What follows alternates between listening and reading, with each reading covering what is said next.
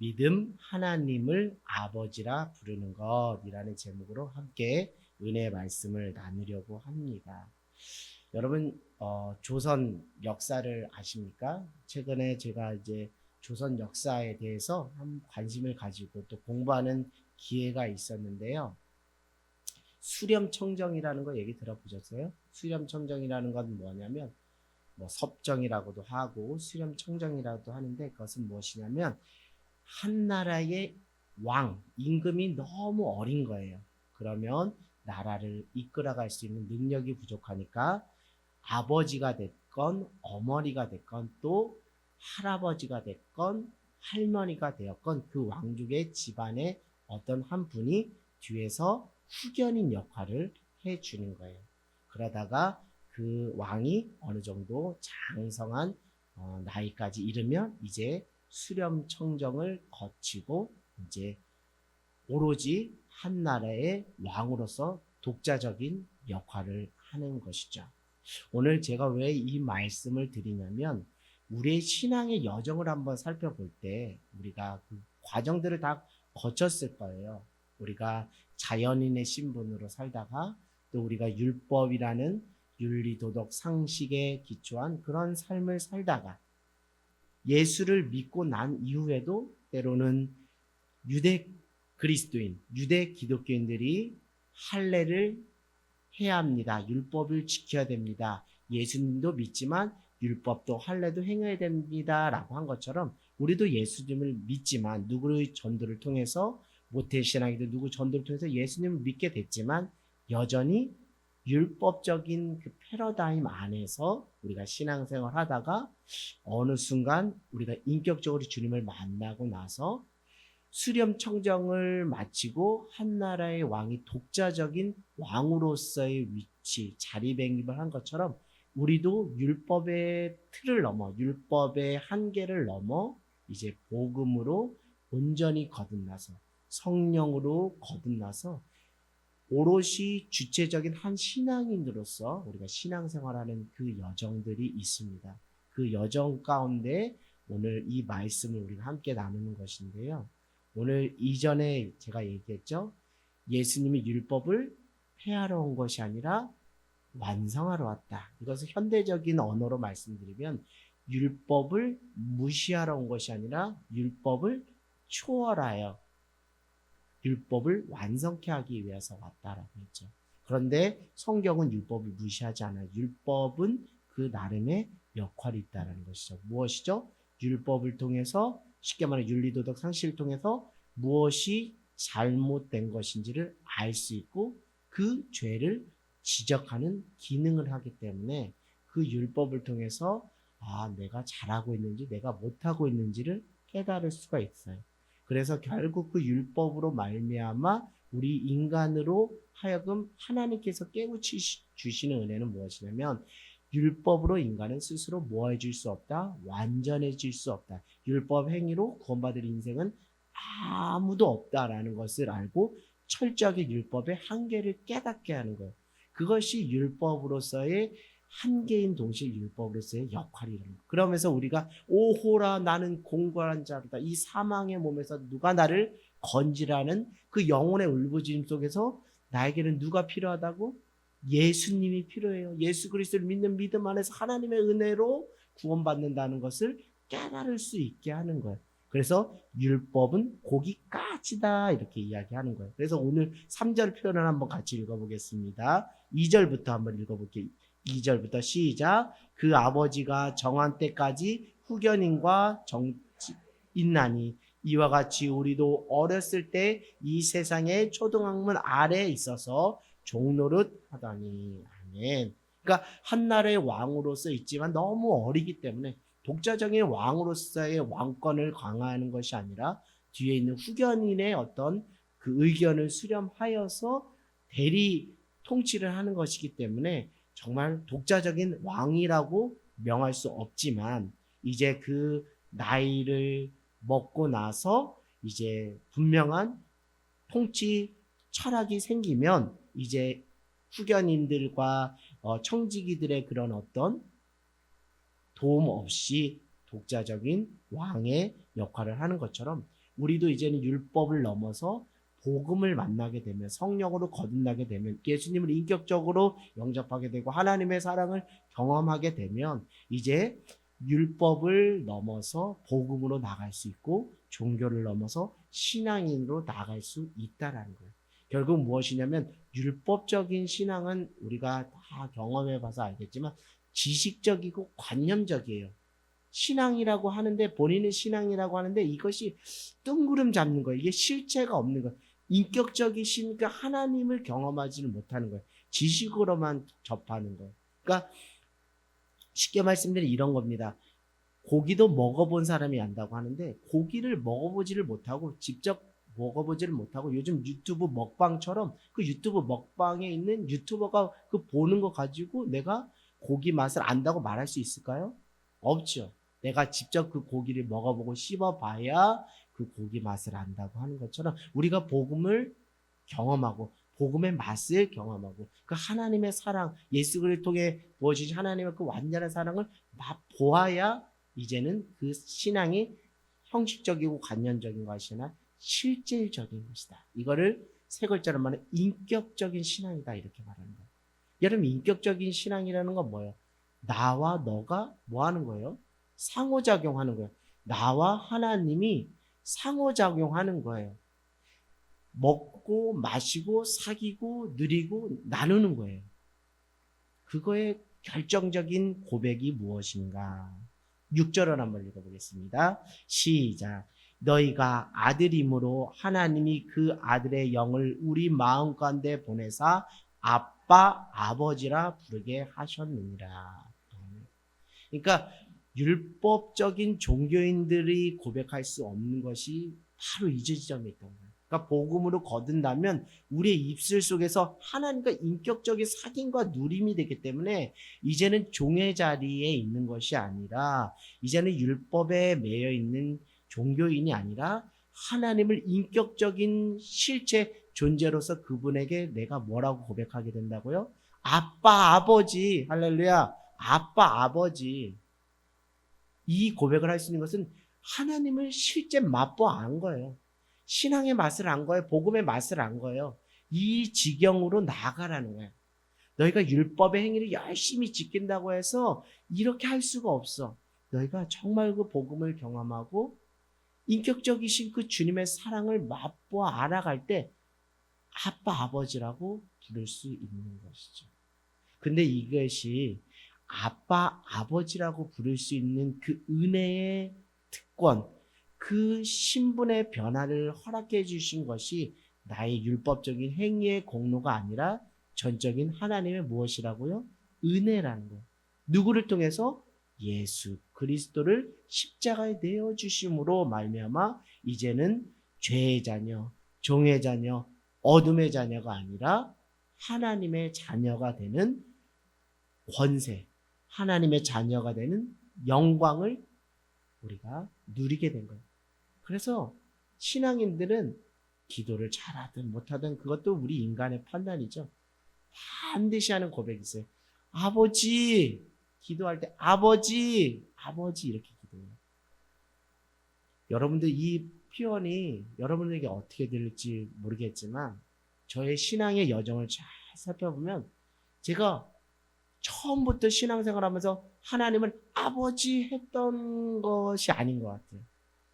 내가 하나님을 아버지라고 고백할 수 있었던 것은 제 개인적인 경험을 비추면 한 몇 년의 신앙생활을 하고 나서 인격적이신 하나님을 만나고 그 은혜를 깨닫고 난 후로 기도할 때 막 거창하게 유창하게 막 많은 수식어를 붙이지 못하지만 제가 할 수 있는 확실하고 분명한 기도는 하나님 아버지 도와주세요. 하나님 아버지 저 알죠? 하나님 아버지 저 여기 있어요. 이렇게 고백하게 된다는 거예요. 왜? 내 안에 하나님의 거룩하신 성령께서 예수 그리스도의 영이 내 안에 있으므로 이제는 내가 하나님을 아버지라고 여길 수 있는 것이죠. 그래서 이제 우리 안에 주신 하나님의 은혜가 7절에 있는 거예요. 같이 한번 읽어보겠습니다. 시작. 그러므로 내가 이후로는 종이 아니요 아들이니 아들이면 하나님으로 말미암아 유업을 받을 자이니라. 아멘. 유산을 상속받는 자는 아들이 상속을 받는 것이 종이 받나요? 아니죠. 아버지의 아들이 상속을 받는 것처럼 우리의 존재와 우리의 신분이 어떤 것인지를 아시라는 거예요. 우리가 하나님의 영원한 그 유업, 상급, 그 영원한 생명의 면류관 상급을 받는 자인데 우리의 막상의 신앙생활의 실제적인 모습은 종의 신분의 실제적인 모습으로 우리가 신앙생활을 한다고 하면 하나님이 보시기에 얼마나 안타깝겠냐고. 너희는 이제 종로를 타지 마. 너는 이제 나의 자녀야. 나의 자녀가 되기 위해서 내가 나의 하나밖에 없는 독생자 예수 그리스도 내 아들을 십자가 내어주면서 너희를 신분의 변화를 일으켜줬잖아. 종이 아니라 내 자녀라고. 너는 내가 피값으로 산 내 자녀야. 근데 막상 하나님 그 은혜의 채널을, 은혜의 보좌를 다 허락해 주셨는데 우리가 다시 복음이 아닌 율법으로 회개해서 종의 모습으로 그렇게 어둠과 죄와 사망의 법에서 신앙생활을 한다고 하면 결국 우리의 신앙생활을 통해서 하나님이 그토록 우리를 살리시고자 했던 예수 그리스도의 십자가의 은혜는 아무것도 아니고 예수 그리스도의 십자가의 죽음은 헛된 죽음이 되게 된다는 거예요. 할렐루야. 여러분 이제 종이 아닙니다. 하나님의 자녀예요. 이제는 아빠, 아버지라고 부르셔야 합니다. 할렐루야. 그게 하나님이 우리에게 보여주신 사랑이에요. 그것이 우리에게 보여진 하나님의 영광이고 특권이라는 것을 여러분 깨닫는 저와 여러분 모두가 되기를 주님의 이름으로 간절히 소망합니다. 여러분 어떤 목사님 이야기를 제가 한번 여러분들에게 들려드릴까 해요. 이 목사님은 일찍이 부모님을 다 여의었어요. 그러니까 어렸을 때 부모님을 여의기 때문에 육신의 아버지가 없기 때문에 아버지라는 단어는 알지만 아버지라는 말을 실천에 옮길 수가 없었어요. 왜? 아버지가 부재하기 때문에. 그런 목사님의 어린 시절을 지나면서 아버지라는 단어를 써볼 일이 없는 그런 유년 시절을 보내다가 어느 시절 사랑하는 여자를 만나서 결혼을 승낙받기 위해서 여자 쪽 부모님을 만나게 된 거예요. 예비 장모님을 만나게 된 거예요. 근데 그 장인어른이 결혼 승낙을 이렇게 해주신 거예요. 이제부터는 내가 자네의 아버지가 될 테니 나를 아버지라고 부르지 않겠나 이렇게 얘기한 거예요. 그러니까 그 목사님은 어렸을 때 부모님 없이 살았던 그 서름이 막 복받쳐 오면서 아버지가 안 계셔서 아버지를 부르지 못했는데 결혼을 통해서 나에게 아버지가 허락됐다라는 그 은혜가 너무 커서 아버지라는 말을 부르면서 자신도 모르게 눈물을 뚝뚝 흘렸다는 거예요. 여러분 우리가 신앙생활하면서 여러분 종으로 살던 우리가 어둠과 죄의 자식으로 사망의 그 법에서 우리가 막 헐떡대고 결국 우리는 죄로 말미암아 죽을 수밖에 없는 우리의 신분이 예수 그리스도를 십자가에 내어주심으로 신분의 변화가 되어서 이제는 하나님의 자녀로서 아빠, 아버지라고 부를 수 있게 되었다는 거예요. 여러분이 하나님을 아버지라고 부를 때 눈물이 안 나올까요? 나오죠. 이게 어떻게 얻은 은혜인데. 이 한 목사님이 자신은 육신의 부모님이 안 계셔서 아버지라 부를 수 없었는데 고아로 살았는데 장인어른은 아버지라고 여길 수 있으면서 나에게도 이제는 아버지가 생겼다는 그 벅찬 감격에 눈물을 흘렸는데 여러분 신앙생활하면서 아버지라고 여러분들이 신앙 고백을 하고 기도하는 그 과정들 속에서 이것이 얼마나 그 벅찬 은혜의 감격스러운 고백인지를 좀 깨달으면서 신앙생활을 했으면 좋겠다라는 생각을 해보게 됩니다. 그러면서 하나님이 우리에게 바라시는 신앙의 그 성장과 성숙은 다른 데 있지 않아요. 4절입니다. 4절 한번 읽어볼게요. 시작. 때가 참에 하나님이 그 아들을 보내사 여자에게서 나게 하시고 율법 아래 나게 하신 것은 5절이요. 시작. 율법 아래 있는 자들을 속량하시고 우리로 아들의 명분을 얻게 하려 하심이니라. 6절이요. 시작. 너희가 아들임으로 하나님이 그 아들의 영을 우리 마음가운데 보내사 아빠 아버지라 부르게 하셨느니라. 할렐루야. 여러분 기도 못하셔도 좋아요. 그러나 분명한 여러분 안에 고백이 있기를 원합니다. 하나님 아버지, 아버지, 내가 왔어요. 내가 왔어요. 못나고 부족하지만 그래도 아버지 이 시기에 아버지 집에 왔어요. 아버지 집에 와서 예배하러 왔어요. 아버지 만나려고 왔어요. 아버지 말씀 드리러 왔어요. 아버지 찬양하러 왔어요. 아버지 기도하려고 왔어요. 여러분 신앙이라는 것이 살아있는 생동하는 신앙이 진짜 신앙이고 믿음이에요. 그러려면 하나님을 인격적인 분으로 사귐과 누림 가운데 날마다 아버지, 아버지하고 고백하는 저와 여러분 모두가 되기를 원합니다. 여러분 하나님은 나를 사랑하신다라는 고백 있죠? 하나님은 나를 사랑하신다라는 고백. 저는 이 고백을 하기까지 조금 시간이 걸렸던 것 같아요. 왜냐하면 그동안 자연인의 신분으로 살다가 또 윤리도덕, 율법적인 신분으로 그렇게 살다가 이제 신앙이 들어오면서 제 안에 하나님 아버지라는 고백과 동시에 하나님은 나를 사랑하신다라는 고백이 비로소 자연스럽게 터지게 되더라고요. 우리 요한일서 4장 10절 한번 말씀 찾아볼까요? 요한일서 4장 10절 말씀 찾아보겠습니다. 자, 제가 이 고백을 드리지 않을 수 없었던 것은 이것입니다. 요한일서 4장 10절 시작. 사랑은 여기 있으니 우리가 하나님을 사랑한 것이 아니요 하나님이 우리를 사랑하사 우리 죄를 속하기 위하여 화목제물로 그 아들을 보내셨습니다. 아멘. 신앙이 깊어지면서 제 입술의 고백이 아버지 하나님은 나를 사랑하십니다 라는 고백으로 하나님께서 그 입술의 고백을 바꿔주셨어요. 그러나 이 고백을 하기 전까지 제가 많이 했던 고백은 다른 고백이 아닙니다. 나는 하나님을 사랑합니다 이 고백을 많이 한 거예요.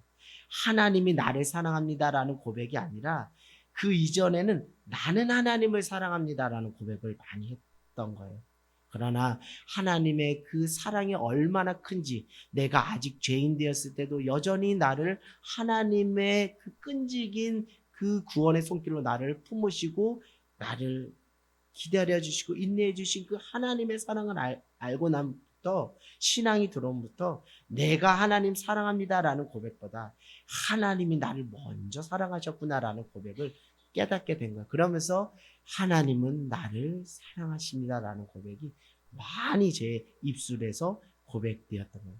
그 고백을 할 수 있었던 것은 다른 게 아닙니다. 내가 정말 철저히 죽을 수밖에 없는 죄인이라는 것을 깨달은 그 동시에 그게 한 거예요. 왜냐하면 제가 신앙생활을 줄기차게 잘하는 줄 알았다가 완전히 미끄러져서 바닥을 한번 딱 쳐봤는데 어느 날 사회 초년생이 되어서 신앙생활에 정말 그 허덕인 가운데 있는데 어느 날 교회에 들어와서 성경을 폈는데 요한일서 4장 10절 말씀이 딱 떠오르는 거예요.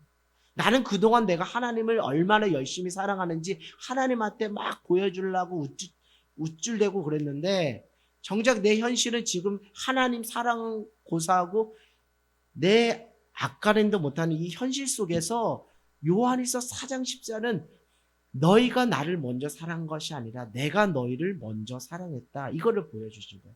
그러면서 하나님은 나를 사랑하시고 계셨구나. 내가 신앙의 바닥을 쳤을 때에도 여전히 나를 포기하지 않고 하나님은 나를 사랑하셨구나. 그곳에서 인격적인 하나님을 경험하게 된 거예요. 아, 이게 신앙의 맛이구나라는 것을 깨닫게 되었어요. 자, 그렇게 가다가 이제 제가 가장 좋아하는 인사법이라고 여러분들한테 말씀드렸어요. 하나님의 사랑이 크게 막 뭉실뭉실 내 심령을 채우고 넘쳐 흐르니까 생수의 강처럼 넘쳐 흐르니까 이제 이 고백으로 나가더라고요.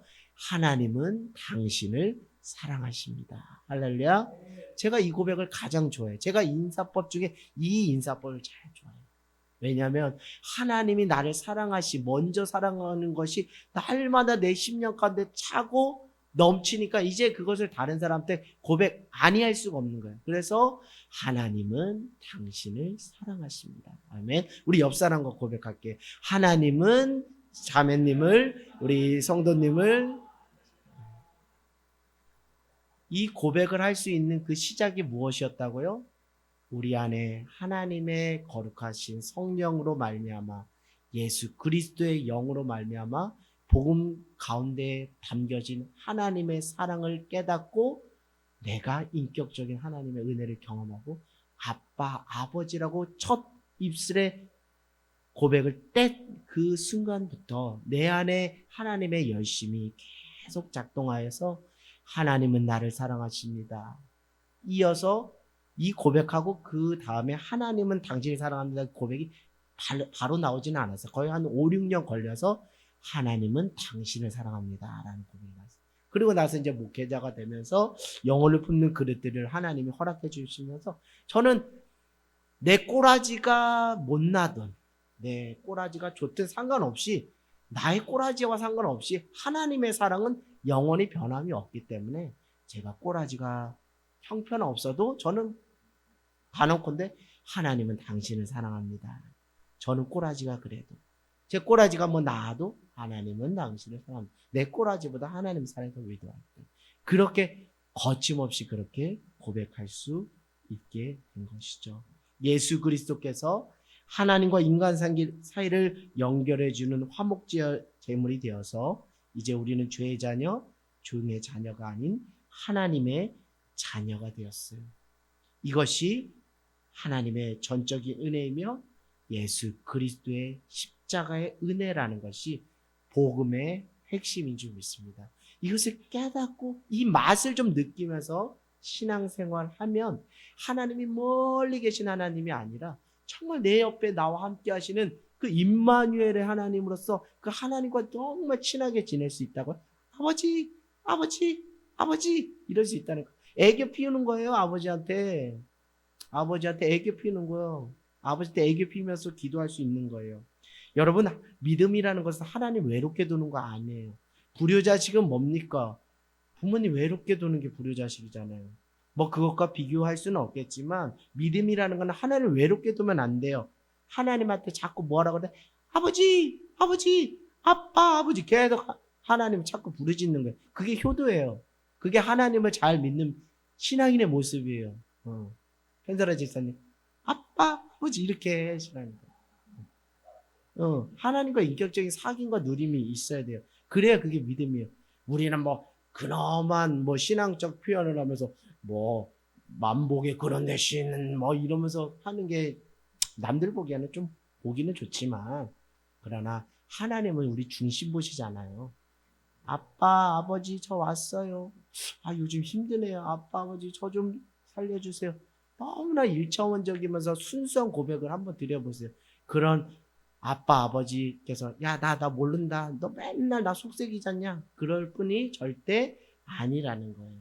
나를 먼저 사랑하신 하나님의 사랑은 그런 것이 아니라는 것이죠. 내가 하나님을 아버지라 부르는 그 자체가 믿음에 있다는 거예요. 하나님 아버지라 부르는 그 자체가 여러분에게 믿음이 있다는 것을 증거하는 것입니다. 내가 하나님의 존재를 믿고 인격적인 하나님을 나의 아버지라고 부르는 것이 그것이 살아있는 생동하는 믿음인 줄 믿습니다. 저는 하나님의 자녀라는 이 자리, 하나님을 아버지라고 부를 수 있는 것이 얼마나 값진 그리고 얼마나 영광스러운 그 존재의 신분의 변화인지를 여러분이 정말 깨달았으면 좋겠다라는 생각을 해보게 돼요.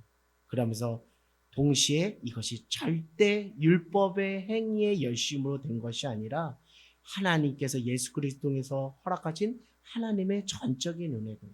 그래서 나의 나된 것은 다 하나님의 은혜구나. 내가 하나님을 아빠 아버지라 부를 수 있는 것은 나의 나된 것은 하나님의 전적인 은혜구나라는 것을 깨닫는 저와 여러분 모두가 되기를 원해요.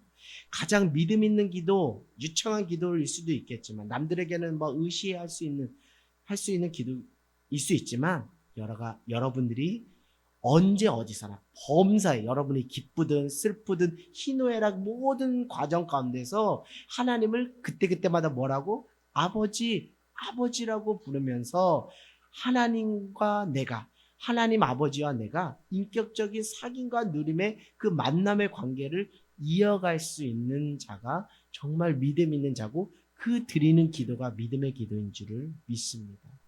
오늘 한번 아빠 아버지라고 부르면서 기도하는 저와 여러분 모두가 되기를 원해요. 그 아빠 아버지는 늘 고향에 가면 그 언덕에 늘 한 자리에 있는 그 나무 같이 늘 그 아빠 아버지는 늘 불러도 늘 대답하세요. 내 기에 내 간구에 귀 기울이시는 분이에요. 머리털까지도 세심받고 졸지도 주무시지도 않고 여러분 이 표현은 얼마나 인격적이신 하나님이라는 걸 반증합니다. 졸지도 주무시도 우리는 졸잖아요. 하나님은 졸지도 주무시도 않고 우리의 머리털까지 사신 하나님 앞에 맨날 아빠 아버지라고 부르면서 그렇게 여러분 믿음의 사람으로 살아가는 저와 여러분 모두가 되기를 주님의 이름으로 간절히 소망합니다.